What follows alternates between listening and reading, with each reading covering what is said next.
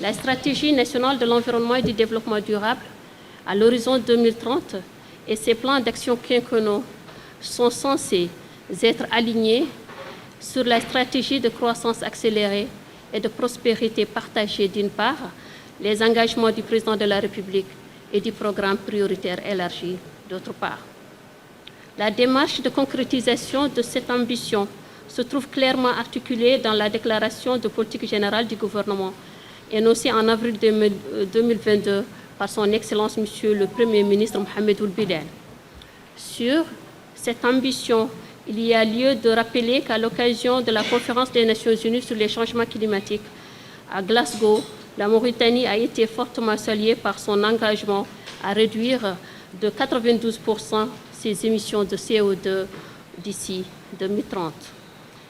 Voici, avec la volonté politique affichée, le gouvernement nous a assigné une ambition forte et à la hauteur des attentes des populations. Aujourd'hui, le gouvernement et les partenaires en développement ont compris que l'environnement est désormais à mesure de créer des richesses et des emplois verts et bleus partout sur l'étendue du territoire national. Les leviers à activer toucheront entre autres la protection de l'environnement et la restauration des écosystèmes dégradés, la résilience au changement climatique, la gestion durable des ressources naturelles, la promotion d'une gestion intégrée du littoral et la lutte contre la désertification. C'est dans ce cadre que ces journées de concertation ont été initiées pour recadrer des ambitions temporelles, des planifications périodiques et stratégiques à court terme. Ainsi, elles permettront d'apporter la clarté et la lisibilité de la vision affichée dans divers documents stratégiques du département. Elles répondent également à l'impératif d'inscrire dans un seul document les préoccupations actuelles du gouvernement aux objectifs prioritaires, en particulier les engagements du président comme une sorte de tableau de bord opérationnel à l'horizon 2024. Excellences, Mesdames et Messieurs, cette ambition, nous devrons la construire ensemble.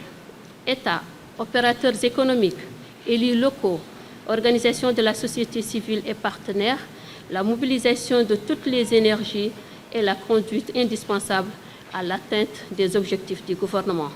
C'est le sens même des thématiques à débattre durant ces 2 jours, à savoir la promotion de la bonne gouvernance environnementale, la transformation économique durable et inclusive des secteurs productifs, la gestion durable du capital humain et enfin le renforcement des systèmes de planification et de décentralisation.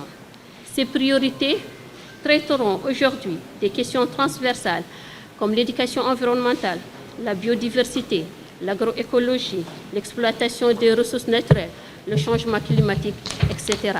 C'est pourquoi leur mise en œuvre demande une approche participative et multisectorielle. Excellences, Mesdames et Messieurs, le nouveau plan d'orientation des programmes du département qui sera issu de ces journées servira comme une feuille de route pour accélérer la mise en œuvre des actions du programme de l'environnement à l'horizon 2024 et sans doute au-delà. Et il permettra de mettre en synergie à très court terme nos attentes en matière de l'environnement. Avant de terminer, permettez-moi de remercier et d'exprimer toute ma gratitude à mes collègues d'avoir honoré le département par leur présence. Mes remerciements vont également aux experts, ONG et partenaires en développement pour l'appui soutenu au développement du secteur de l'environnement. Et sur cet espoir, Je déclare ouvertes les journées de concertation et je vous remercie de votre attention.